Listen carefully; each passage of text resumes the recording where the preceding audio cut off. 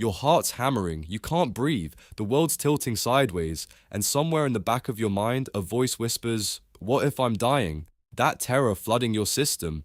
The ancient Greeks had a name for it. They called it the work of Pan, a half-goat forest god who got his kicks scaring the hell out of travelers. Yeah, panic literally comes from a mythological prankster hiding in the bushes. Which sounds absurd until you realize something. We still don't really understand what panic is. 2,500 years later, we've just swapped gods for neurotransmitters. The mystery remains. Think about how casually we throw around the word panic, panic attacks, panic rooms, market panics. We've drained it of all its weirdness, turned it into medical jargon and newspaper headlines. But follow that word backward, through French of panique, through Latin of panicus, all the way to ancient Greek panikos, and you'll bump into something unsettling. This wasn't always clinical terminology, it was the name of an actual deity who could, according to every Greek who'd ever walked alone through a forest, literally scare you to death. Here's what gets me. The Greeks weren't being primitive or superstitious, they were trying to explain the same thing that baffles us today. Why does overwhelming terror sometimes hit us like a lightning bolt? Why does it spread through crowds like wildfire? Why can't we think our way out of it? They just had a different answer, and honestly, theirs might have been better. Pan was not your friendly neighborhood god. While Zeus was throwing thunderbolts from his marble throne and Apollo was being gorgeous with his lyre, Pan was out there in the spaces between cities, the forests, the mountain passes, the places where civilization got thin and something else took over. Picture this: human torso, goat legs, horns sprouting from his skull, and a beard that looked like it had never met a comb. The Greeks called him Pan, and scholars still argue about what that meant. All? Posture? Nobody's quite sure, which seems fitting for a god whose whole thing was being unknowable.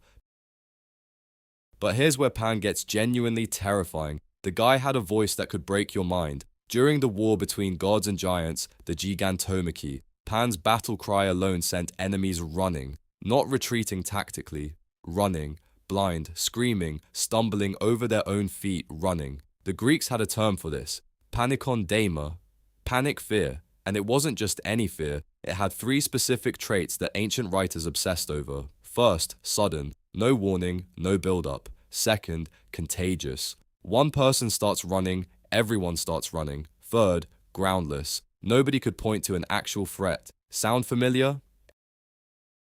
Ancient travel accounts are full of Pan encounters, and they follow an eerily consistent pattern. You're walking alone through a forest. And Greek forests were genuinely dangerous. Wolves, bandits, bears that hadn't read the memo about being afraid of humans. You hear something, rustling, footsteps that don't quite match your own, the faint sound of pipes playing a melody just out of range. You walk faster, the sounds follow, always just behind the next tree, always suggesting something's tracking you through the undergrowth.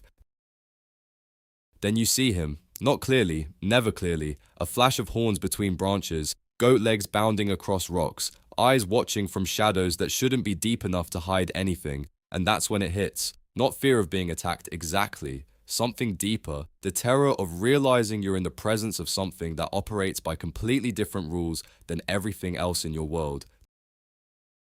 Take Thucydides, yeah, the marathon guy. According to Herodotus, he met Pan while running to Sparta for military help in 490 BCE. The god didn't threaten him, just asked why Athens didn't honor him properly. But Thucydides came back so rattled that the entire city immediately built Pan a shrine on the Acropolis. They weren't taking chances. But here's where the story gets complicated. Pan wasn't just a monster. Shepherds worshipped him. Farmers left him offerings. The same power that could drive travelers insane also protected flocks from wolves and scattered bandit gangs. The Greeks understood something we've forgotten. Panic isn't necessarily bad. It's a force, like fire or flood. Destructive if you're in its path, useful if you can direct it. Plutarch tells this story about Spartan armies suddenly breaking and fleeing battles for no tactical reason. The Greeks didn't call this cowardice. They called it Pan's intervention, the god preventing unnecessary bloodshed. Panic as divine mercy. Ancient medical writers made careful distinctions between different types of fear. Phobos was rational. You see a lion, you run. But there was this other category, sudden, overwhelming terror that seemed to bypass rational thought entirely. They noticed it spread through crowds like disease, suggesting it operated through mechanisms individual will couldn't control. The Stoics took this further. They argued that panic revealed something essential about human nature, our deep connection to forces beyond conscious control. When Pan's terror seized you, you were experiencing your own animality, your kinship with deer that bolt at the snap of a twig, with birds that explode from trees at the shadow of a hawk. This wasn't weakness, this was recognition. The Romans inherited the word as panicus, but they changed its meaning. Roman historians like Livy used panic mostly to describe military disasters, disciplined legions suddenly breaking for no apparent reason.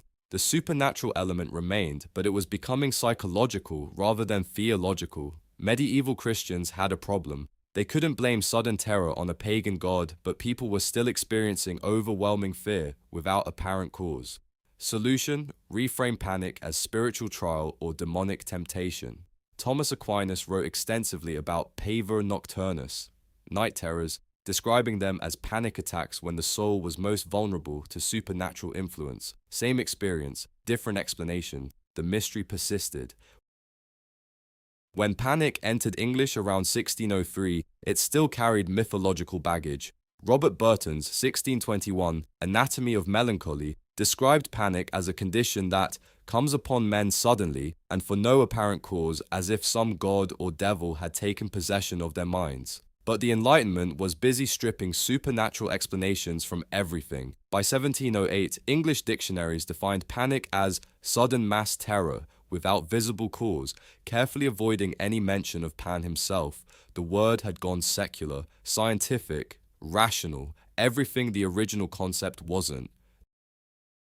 The 19th century finished the job. Psychology emerged as a medical discipline and panic became a symptom, a disorder, something to diagnose and treat rather than understand as a meaningful encounter with forces beyond human control. Jacob Mendes, Da Costa's 1871 study of Civil War soldiers, gave us the first clinical description of panic attacks, though he called it irritable heart syndrome.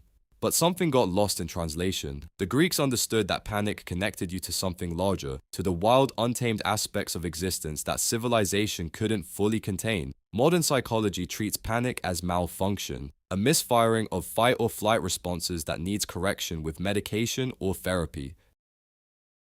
Except here's what's fascinating. 21st century neuroscience is discovering that panic works exactly as the Greeks described it. Panic attacks often respond to subliminal stimuli, sounds, smells, visual cues that don't register consciously but trigger ancient survival mechanisms.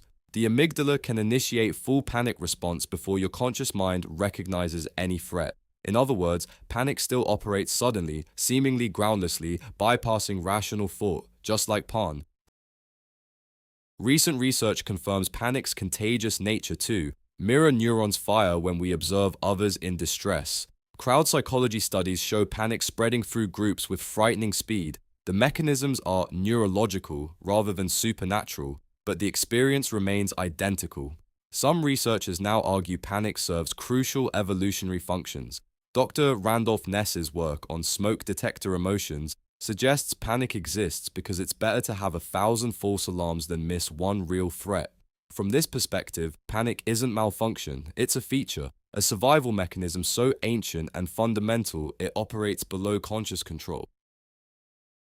Which brings us full circle to Pan. The Greeks weren't wrong to see panic as an encounter with something beyond human understanding. They were using different language to describe the same phenomenon we're rediscovering through neuroscience. Pan represented the recognition that we're not fully rational beings, that we carry within us ancient responses to dangers our conscious minds can't perceive. Financial markets preserve something of this original understanding. Market panics follow exactly the pattern ancient travelers described: sudden, contagious fear spreading without rational justification, causing people to act against their own interests. The 2008 financial crisis, the dot-com bubble, tulip mania, all pure Pan.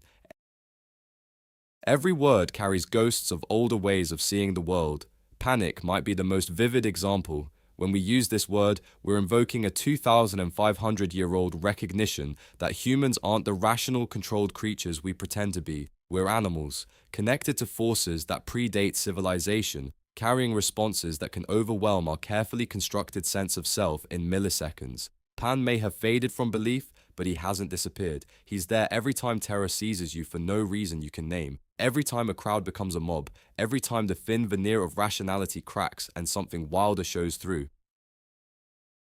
The ancient Greeks gave us the word not just to describe these experiences, but to remind us they're part of what makes us human. In our rush to medicalize panic, we might be losing something essential. The recognition that some fears connect us to truths too deep for conscious thought to grasp. Maybe that's not such a bad thing to remember. The next time panic hits, you're not malfunctioning, you're not broken, you're just meeting Pan.